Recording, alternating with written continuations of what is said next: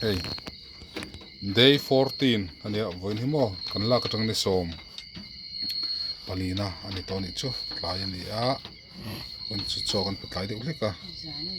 zan khu te jok ti mela an tiat chole rol to a pate huaita ania hi ngova ani ve thung ani mo cho an voi thok nge ni vok pu voi hi niang chỉ nông môn khác nge hi jok hi ni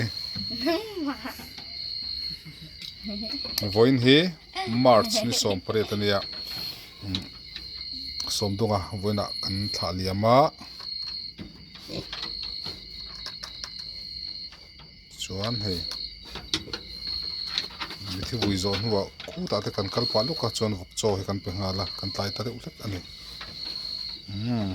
ni som panga na ni ve trep to nak tu kan ni som panga na ni ve don ni không có lắc về lấy cái phô đó thì đón lỏm 1000 move